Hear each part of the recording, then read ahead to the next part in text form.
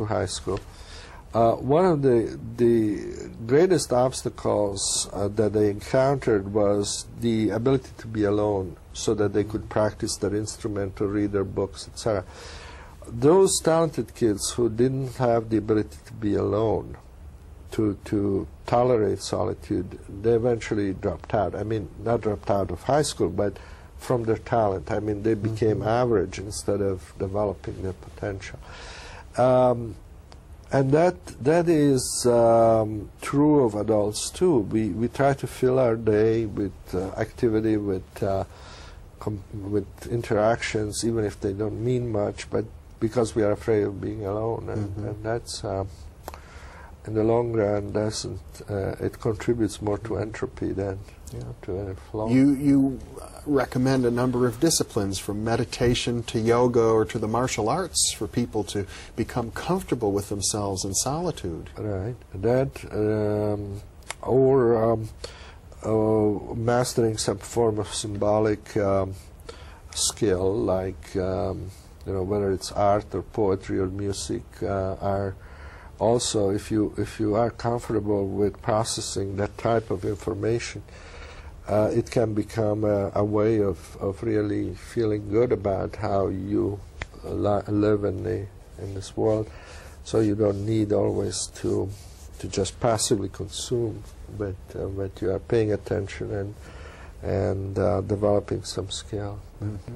Yeah, I think the martial arts, meditation, any type of physical discipline is probably the first and the most accessible. I think that's why the Greeks, Plato, Aristotle, thought that education should start with control of the body, with gymnastics, with dance, with music, ways of feeling comfortable and feeling in control of your body. And I think that was a great insight, and we don't quite we haven't applied it yet. Well, it's interesting. On the one hand, we look at all of the ways in which people get passionately involved in their lives, and almost everybody, I think, has had some experience of the flow state, even, as you say, could be brushing your teeth.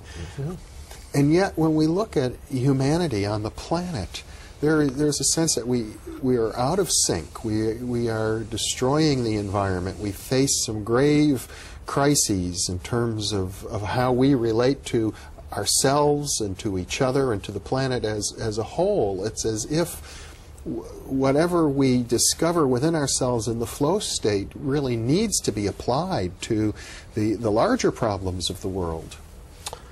Yeah, that's true. I myself personally, I kind of oscillate between feeling quite optimistic and feeling somewhat pessimistic about what we are doing to ourselves and what the future is like. But I think if you put this in perspective, you realize that probably every generation has to overcome a particular, peculiar problems of its own. And because if you look back in the past, I don't think there was ever there may have been short periods, for instance, the late Victorian age in the 19th century, when people felt very confident and they thought they were the pinnacle of evolution and every problem has been solved. But that's very rare. Mostly people thought that the problems were getting worse. I mean, even going back again to Plato, I mean, he thought that he lived in an age of deterioration, that golden age existed in the past, and now it got worse and worse, and he was in an iron age and so forth. And most other cultures, like the Hindu cultures, believe in this great cycles of expansion and contraction. And, so I think there is some truth in it. The truth is that each generation we have to consider how are we going to live our lives given the historical moment we are in. And it's never going to be perfect, and we always have to struggle. But if we don't struggle, entropy is going to overtake us. but we have, I think, the resources for making it work. Well, this, I think, is key, the notion of struggle, that flow is not just all a dance. It's No, that's right. That's right. It's and it's interesting that most it's almost easiest to get flow from activities that in fact mimic struggle, competition, athletic competition, boxing, wrestling, even a tennis match is a competition, a struggle. And, in this kind of artificially created struggles, it's easy to see that this kind of great cosmic struggle in which we are involved. We have always been involved, and I think that's very attracts attention. Attracts it. I mean, the Super Bowl or whatever, basketball finals and chess matches. I mean, it's, the Olympics. We are coming in.